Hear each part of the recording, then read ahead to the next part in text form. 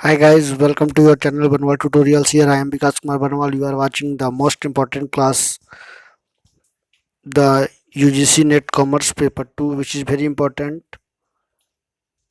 तो चलिए मैं बता दूं कि जो भी student UGC net commerce paper 2 की तैयारी कर रहे हो मेरे क्लास में और मेरे चैनल से जुड़ सकते हो। फ्री ऑफ कॉस्ट में एवरीडे 8 PM आपको क्लास करवाई जाती है, जिसमें टॉप 10 क्वेश्चन डेली एवरीडे और एक इम्पॉर्टेंट टॉपिक पर, जिसमें कि आप देखोगे कि पैसेज के रूप में जो है आप एग्जाम में आती है। 100 क्वेश्चन में से ये सवाल आने की संभावनाएं बहुत ज़्यादा बनी हुई है, तो इससे सवाल पूछे जा सकते हैं। तो काफ़ी इंपॉर्टेंट टॉपिक पर जो है मैं एवरीडे डिस्कशन कर रहा हूँ। तो ये जो है न्यू क्लास शुरू हुई है, लगभग 10 से 15 क्लासेस चली हैं। तो आप सभी का फिर से एक और स्वागत है। आप सभी जुड़ सकते हो और अपनी रफ्तार, अपनी एक सही दिशा दे सकते हो तैयारी की। तो चलिए इसी के साथ आज की क्लास की शुरुआत करते हैं। तो मैं बता दूं कि एवरीडे 8 PM में ये क्लास आपको प्रोवाइड करवाई जा रही है फ्री ऑफ कॉस्ट में। तो चलिए फटाफट चैनल को सब्सक्राइब कर दिए, लाइक कर दिए, शेयर कर दिए यदि नए हो तो कैंडिडेट, और जो भी स्टूडेंट नए हो तो एक और बेल आइकन प्रेस कर दी ताकि ऑल काइंड्स ऑफ नोटिफिकेशन मिल सके। तो I hope you all are well. So let's see the first important question. भावी ग्राहकों की साख सूचना के लिए निम्नलिखित में से कौन सा स्रोत नहीं है? काफ़ी इंपॉर्टेंट सवाल है ये। तो पहला क्या होगा? ऑप्शन नंबर का साख पत्र, खा बैंक संदर्भ, गा व्यापारिक पूछताछ और घा साख ब्यूरो। तो साफ ही सा दिख रहा है कि भावी ग्राहकों की साख सूचना के निम्नलिखित में कौन सा स्रोत नहीं है। तो का साख स्रोत नहीं है, तो का इज द करेक्ट आंसर। तो नेक्स्ट सवाल की ओर बढ़ते हैं। लाभ हानि खाते में प्रभारित ह्रास की राशि प्रतिवर्ष बदलती रहती है। तो कब बदलती है? अस्थायी किस्त पद्धति में, वार्षिकी किस्त पद्धति में, क्रमागत ह्रास पद्धति में और बीमा पॉलिसी पद्धति में। तो काफ़ी इंपॉर्टेंट का सवाल का इंपॉर्टेंट जवाब क्या होगा? ऑप्शन नंबर गा,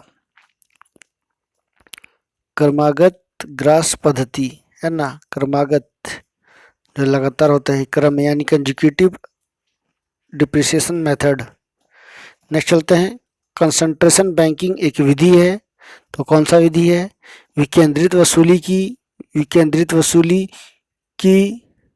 और केंद्रित वसूली की, प्रत्यक्ष वसूली की, केवल चेक के माध्यम से भुगतान की। तो काफ़ी इंपॉर्टेंट सवाल है ये, हमेशा ये सवाल जो है आपको देखने को मिलेगा एग्जाम में।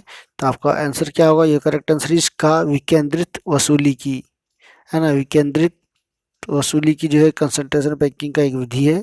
तो नेक्स्ट सवाल चलते हैं। निम्नलिखित में से कौन सा वित्तीय संकट का प्रारंभिक लक्षण नहीं है? आवासीय संपत्तियों की कीमत में गिरावट आना, किन्हीं परिसंपत्तियों की भावी कीमतों के संबंध में उन्माद का होना, भावी परिसंपत्तियों की कीमतों के संबंध में अत्यंत निराशावादी होना, अंशों की कमी में गतिहीनता। तो आपका करेक्ट आंसर क्या होगा? खा है ना। किन्हीं परिसंपत्तियों की भावी कीमतों के संबंध में अधि उन्माद का होना जो है प्रारंभिक लक्षण होते हैं वित्तीय संकट के। तो चलिए नेक्स्ट क्वेश्चन नंबर 5 की ओर बढ़ते हैं। कंपनी के मूल्य निर्धारण में लाभांश प्रासंगिक नहीं है। निम्नलिखित में से यह किसका किसके द्वारा ये कहा गया है? तो जेई वॉल्टर के द्वारा, इजरा सोलोमन के द्वारा, ग मोदी गलियानी व मिलर के द्वारा, MJ गॉर्डन के द्वारा। तो योर करेक्ट आंसर इज ग मोदी गलियानी व मिलर के द्वारा ये बातें कही गई है कि कंपनी के मूल्य निर्धारण में लाभांश प्रासंगिक नहीं है। क्वेश्चन नंबर 6 की ओर पढ़ते हैं।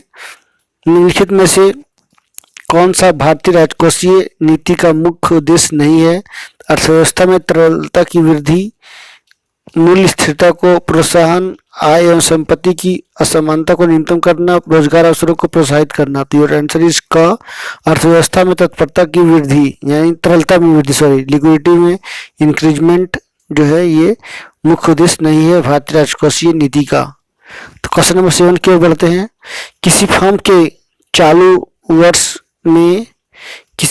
चालू वर्ष के वित्तीय विवरण पत्रों का उसी फर्म के पिछले वर्षों के निष्पादन से तुलना को क्या कहा जाता है? प्रवृत्ति विश्लेषण, क्षैतिज विश्लेषण, अंतरा फर्म तुलना, उपयुक्त सभी। तो क्या होगा सही आंसर? उपयुक्त सही यानी क्षैतिज विश्लेषण, प्रवृत्ति विश्लेषण और अंतरा फर्म तुलना भी कहा जाता है। काफी इंपॉर्टेंट सवाल था। तो चलिए क्वेश्चन नंबर 8 की ओर बढ़ते हैं। सह समिति ऑप्शन मैंने पढ़ दिया। तो बता दूं कि क्वेश्चन नंबर 8 की ओर, गैर बैंकिंग वित्तीय कंपनियों के कार्य चालन की समीक्षा के लिए किस समिति का गठन किया गया था? तो शाह समिति, का ग्रामन समिति, खा सुधाकर समिति और घा उपरोक्त में से सही। तो सभी, यानी का is the correct answer. Shah समिति के द्वारा जो है गैर बैंकिंग वित्तीय कंपनियों के कार्यचालन की समीक्षा के लिए जो समिति का गठन किया गया था। काफी इंपॉर्टेंट सवाल था ये। क्वेश्चन नंबर 9 की ओर चलते हैं। जब कंपनी एक उत्पाद एक खंड के नियम का पालन करती है तो वह है अविभेदीकृत विपणन, विभेदीकृत विपणन, संघनित विपणन, उपरोक्त में सही। तो आपका आंसर क्या होनी चाहिए? संघनित विपणन, है ना। विपणन में क्या होता है? बाजार यानी लेन देन। काफी इंपॉर्टेंट सवाल था ये। संघनित यानी एक संघ के द्वारा जो है तैयार की गई बाजार को ही जो है कहा गया है। तो नेक्स्ट सवाल और आखिरी सवाल की ओर बढ़ते हैं। वित्तीय प्रबंधन के लिए निम्नलिखित में से कौन सा आवश्यक उद्देश्य नहीं है? लाभ अत्यधिकीकरण, धन संपत्ति अत्यधिकीकरण, मूल्य अत्यधिकीकरण और सामाजिक लाभ अत्यधिकीकरण। तो आंसर इज ग, मूल्य अत्यधिकीकरण जो है वित्तीय प्रबंधन के लिए आवश्यक उद्देश्य नहीं है, बाकी सभी आवश्यक उद्देश्य हैं। तो काफी इंपॉर्टेंट सवाल था ये, टॉप 10 डेली इंपॉर्टेंट क्लासेस की। तो चलिए आज मैं अटल पेंशन योजना से जुड़ी जानकारी देने वाला हूं। तो अटल पेंशन योजना की शुरुआत हमारे देश में प्रधानमंत्री नरेंद्र मोदी जी के द्वारा 1 जून 2015 को की गई थी। इस योजना के अंतर्गत लाभार्थियों को 60 वर्ष की आयु होने के बाद 1000 रुपये से लेकर 5000 रुपये तक का धनराशि पेंशन के रूप में प्रतिमाह दी जाएगी। अटल पेंशन योजना के तहत पेंशन की धनराशि लाभार्थियों के द्वारा किए गए निवेश तथा उम्र के हिसाब से निश्चित की जाएगी। अटल पेंशन योजना 2021 में न केवल आप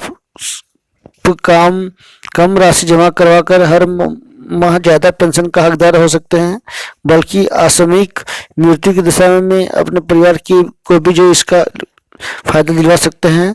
सभी आयकरदाता को 18 से लेकर 40 वर्ष की आयु के भीतर आते हैं वह इस योजना का लाभ उठा सकते हैं। और इसी के साथ आयकर अधिनियम की सेक्शन 80 CCD 1B सब 1B के अंतर्गत इस योजना में किए गए योगदान पर भी लाभ प्राप्त कर सकते हैं। इस योजना का मुख्य उद्देश्य असंगठित क्षेत्रों में कामगार लोगों को पेंशन देकर भविष्य को सुरक्षित करना है तथा आत्मनिर्भर बनाना है। यह एक सामाजिक सुरक्षा योजना है जिसका उद्देश्य योजना में शामिल होने के लिए लाभार्थियों को सामाजिक सुरक्षा प्रदान करना है। पीएम अटल पेंशन योजना के जरिए लोगों को सशक्त बनाना है।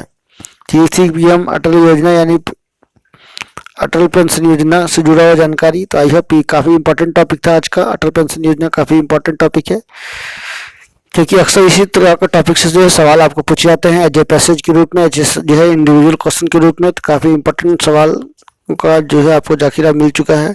चलिए इसी के साथ आप सभी से अलविदा लेता हूँ। नेक्स्ट क्लास का मैं फिर मिलूंगा, तब तक के लिए नमस्कार। सबक के जाते होते आप सभी से फिर से रिक्वेस्ट करूंगा कि आप मेरे चैनल पर नए हो तो एक जरूर सब्सक्राइब कर लेना, बेल आइकन प्रेस कर देना ताकि ऑल काइंड ऑफ नोटिफिकेशन मिल सके। तो चलिए इसी के साथ आप सभी से अलविदा लेता हूँ। Stay healthy and be happy. और बता दूं कि एवरीडे 8 PM में क्लास ज्वाइन करना ना भूलें। एवरीडे जो इंपॉर्टेंट टॉपिक के साथ टॉप 10 क्लासेस वर्ड क्वेश्चंस की क्लासेस करवाई जाती है। तो आप सभी का एक और फिर से धन्यवाद। So thank you very much for watching. Thank you again.